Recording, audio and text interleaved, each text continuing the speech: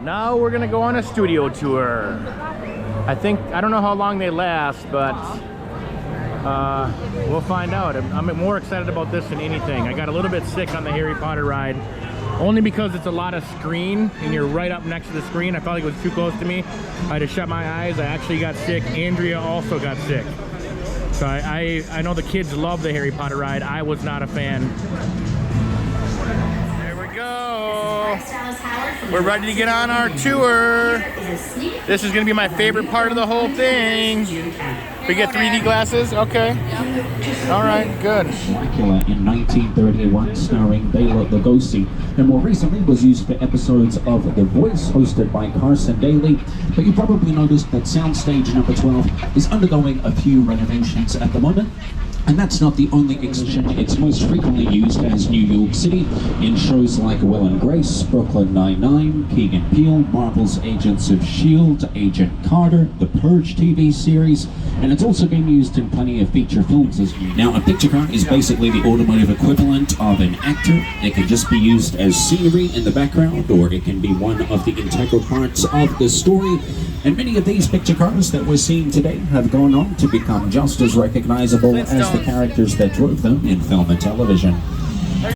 The Tram tour at Universal Studios lasted about 2 hours. It was definitely one of my favorite things to do while we were there. I could not film or take pictures of a lot of stuff. A lot of the stuff was a 3D ride where you needed to wear your glasses. You pull into a building and the screen surrounded you. It was pretty awesome. Again, I could not film everything. There was a lot to see. Well worth the tour wait. Down a river, and to your left is the mobile lab from the Lost World Jurassic Park. Julianne Moore, Jeff Goldblum, and Vince Vaughn's characters were trapped inside, being terrorized by T-Rexes. And keep an eye out for any dinosaur encounters we may have on the tour today. They're not uncommon in Jurassic Park.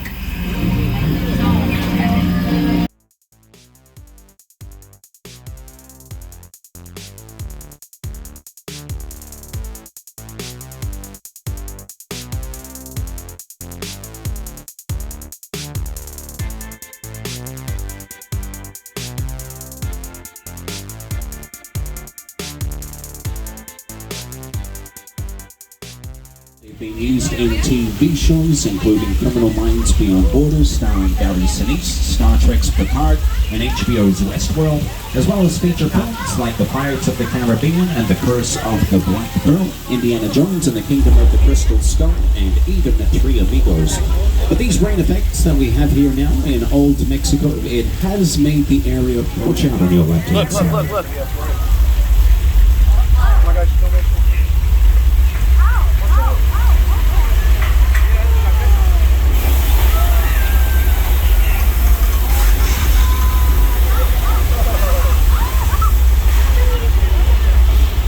And you may even recognize that flash of streets here that have all been Western themed. And some of the most famous cowboys in Hollywood have worked on these sets. You can see a few filming examples on your screens.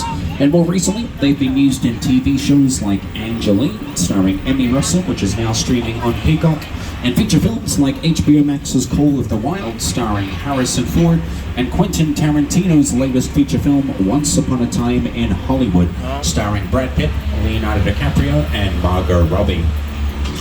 I want to watch that again.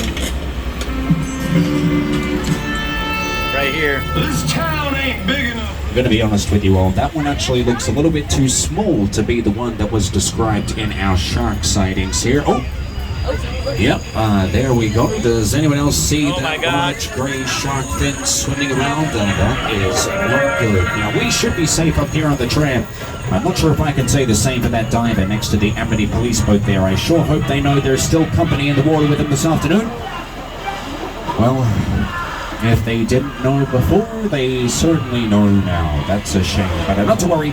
We're going to mosey on down this road out of harm's way and take cover behind this wooden pier covered in red barrels. And there's also a yellow barrel floating in the water with a silver belt around its center. That one is filled up with shark bait, so I'm sure the shark will just grab a hold of that, drag it away, and leave us well enough alone, as long as we hang tight. And oh, it looks like it's taken half the pier with it, and that gas pump has come loose. That could be an issue.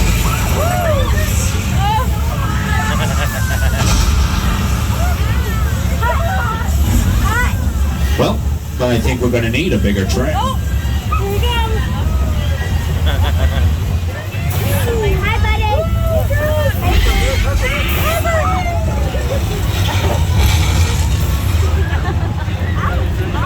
That was hot.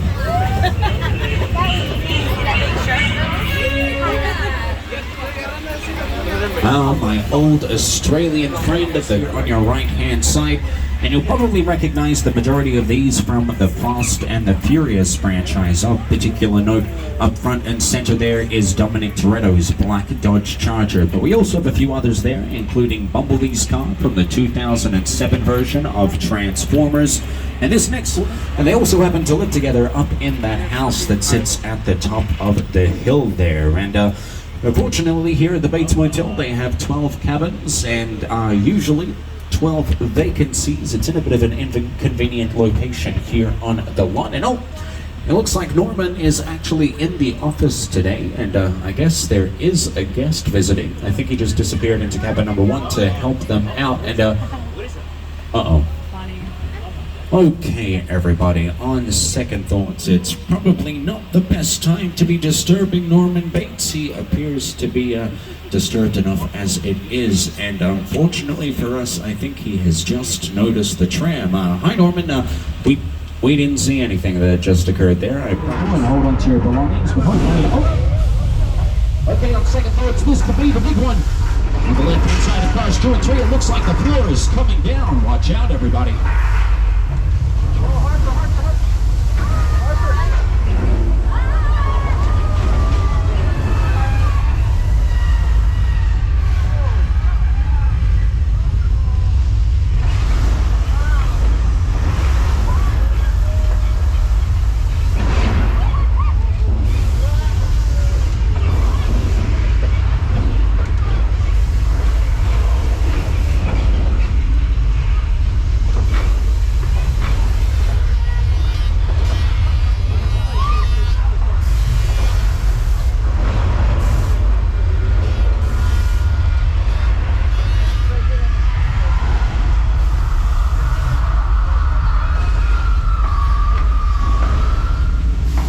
Okay, I think the worst of it is over, but at least in fact a real retired aircraft that was broken into several pieces and shipped here specifically for its use in War of the Worlds.